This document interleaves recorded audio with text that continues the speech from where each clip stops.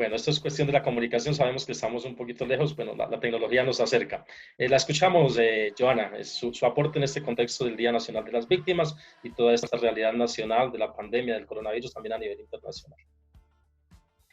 Bueno, muchísimas gracias por invitarme. Un saludo a quienes están conectados, que veo ahí a personas muy valiosas para el magisterio, para el sindicalismo. Saludos a Fabio, bueno, que es una persona a quien aprecio y quiero mucho. Sobre el día de la memoria por las víctimas, yo creo que hay muchísimo que decir. Rápidamente, creo que es muy importante, muchísimo, que en nuestro país podamos impulsar políticas para la memoria. Creo que FECODE y el movimiento sindical son una plataforma muy importante para provocar esto, para movilizar que podamos diseñar políticas públicas para la memoria. Eso creo que hay que tener varias cosas en cuenta. Lo primero es que la memoria es política. No podemos despolitizar la memoria. Es una forma de estar en un contexto como el nuestro, donde la violencia política ha limitado los liderazgos sociales.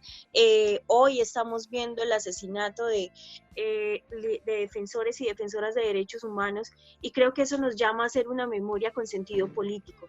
Por otro lado, creo que debemos aportar a masificarla. Desde el movimiento sindical es posible lograr que la sociedad colombiana sepa quién fue Rafaela Tortuga, que podamos saber quién fue Luis Felipe Vélez, es decir, que podamos tener referentes en esas personas que fueron líderes en su momento, y que, digamos, con su pérdida se perdieron procesos sociales y sindicales valiosos para todos y para todas, no solamente para ellos. Lo otro es que debe ser una memoria significante, porque creo que tenemos que recordar quiénes han sido esas personas que hoy ya no están con nosotros, y que su vida fue digna, su lucha fue digna, y creo que la memoria ahí tiene un papel muy importante en dignificar la vida y la lucha de esas personas. Y lo otro es que tenemos que saber el por qué. Creo que muchísimo se ha avanzado incluso desde el movimiento sindical y desde el magisterio, para identificar los por qué. ¿Por qué fue que por qué hemos tenido víctimas? ¿Quiénes eran esas personas y por qué los desaparecieron, por qué los asesinaron? Y ojo, no solamente por el asesinato o por la desaparición forzada, sino por múltiples violencias que han vivido estos líderes y lideresas, y que tienen que ver con justamente una lucha que desde los trabajadores y trabajadoras y desde el magisterio se ha llevado a cabo durante muchísimos años para beneficio de la sociedad colombiana. Entonces ahí tenemos muchos por qué en parte de los estudios que hemos hecho, y que las experiencias previas que ha habido, creo que ha sido muy clave cuál ha sido el papel de los maestros en el país. Y es que los maestros y maestras han sido, de alguna manera, la gente los ha entendido como los representantes del Estado en cada vereda, de cada municipio, de cada departamento del país. Es decir, es una red inmensa de personas promoviendo los derechos, promoviendo, incluso como FECODE alguna vez se lo propuso, llevando la Constitución a cada rincón del país, y cada uno lo entendió de manera distinta. Entonces hicieron múltiples cosas para promover esto en los territorios. Lo otro es que es muy importante que podamos hacer acciones que permitan que la memoria transforme la vida cotidiana. No basta con recordar lo que ha pasado, por qué ha pasado y quiénes fueron las víctimas, sino que eso permita transformar, por ejemplo, en el sector educativo, el currículo en las instituciones, que podamos conocer de nuestra historia, conocer del conflicto, sobre todo porque estamos en un contexto en el cual creo que poco a poco va avanzando una propuesta de hacerle pensar a la sociedad colombiana que no tuvimos un conflicto armado. Y ahí es muy importante que una plataforma como el movimiento sindical, una plataforma como el magisterio, puedan promover esas acciones para transformar la vida cotidiana. que podamos comprender, y sobre todo las nuevas generaciones puedan comprender que Colombia ha tenido una violencia política que ha sido sistemática, que ha sido selectiva y que ha afectado las luchas de los movimientos sociales en general. Y es muy importante tener en cuenta un asunto que creo que es en medio de todo este tema muy importante, y es la reparación colectiva. Tenemos que entender la reparación mucho más allá de la indemnización.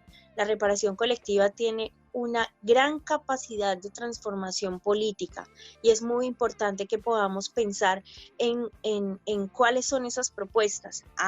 Ya las centrales, FECODE, tienen una propuesta muy concreta de cómo debe ser la reparación colectiva. Ha habido un proceso que ha avanzado, pero creo que es importante que se conozca de manera mucho más masiva, y esa reparación colectiva puede atravesar asuntos como los planes educativos, el asunto de la escuela como territorio de paz, que ha sido una propuesta bien integral de cómo, de cómo superar todo este tema de la violencia. Y es finalmente, creo que muy importante pensarse el papel de la educación y del sindicalismo en este tema de la memoria, y es que la memoria finalmente también significa poder movilizarnos masivamente, significa acciones simbólicas de memoria permanentes, y sobre todo hay una cosa que creo que es muy importante que recordemos, y es los hitos de las luchas que se han olvidado durante muchísimo tiempo, que hoy, y ya sí me meto un poco en la coyuntura, bueno, pero antes de eso, que recordemos cosas como el movimiento pedagógico, como el paro del 77, que sean asuntos que tengamos vivos en nuestra memoria como ciudadanos y ciudadanas, que recordemos las conquistas del movimiento sindical. Y ahí creo que hay un asunto muy clave, y es que somos en general los movimientos sociales un poco modestos a la hora de recordar las conquistas. Hoy, por ejemplo, las personas en Colombia están recibiendo unos subsidios de desempleo a través de las cajas de compensación familiar. Tenemos que recordar la historia, quién pensó, digamos, cuál fue el movimiento que avanzó en diseñar las cajas de compensación familiar que hoy nos benefician. Pues es justamente eso lo que tenemos que recordar, que muchos y muchos trabajadores, digamos, lograron esa conquista, y eso nos está beneficiando hoy. Que podamos reconocer que tenemos vacaciones, que si tenemos licencia de maternidad, por ejemplo, este tipo de cosas han sido conquistas de los movimientos sociales. Entonces, eso es parte de lo que tenemos que recordar, a quiénes y cuáles fueron las luchas y conquistas que hemos tenido. En este momento creo que toda esta crisis un poco a lo que nos está llevando es a que como sociedad tengamos una oportunidad de darnos debates públicos sobre temas fundamentales que no nos hemos dado. Por ejemplo, ¿por qué no aprovechar esta crisis para tener conversaciones sobre cuál es el modelo de desarrollo en el que vivimos? Ese modelo de desarrollo, cómo está, digamos, modificando nuestra sociedad, y estamos llegando a situaciones como en la que estamos. Es decir, es un momento para hacer un pare y reflexiones concretas sobre el desarrollo que debemos dar y que ustedes pueden promover. Listo, Joana, muy contextualizado esa realidad, sobre todo la parte de la memoria.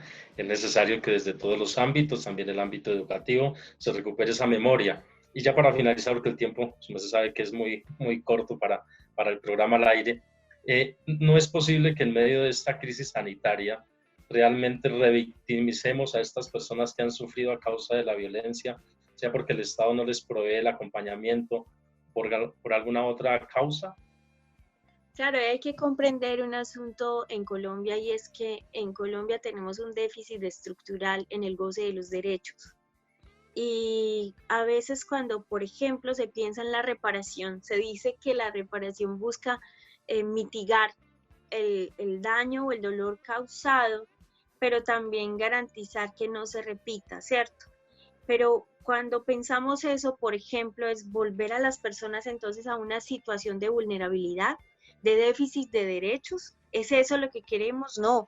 Básicamente lo que ha sucedido es que las personas que han sido victimizadas han sido en buena medida personas que han estado en situaciones de vulneración de derechos muy complejas y que incluyen derechos humanos, pero también derechos económicos, sociales, culturales y ambientales.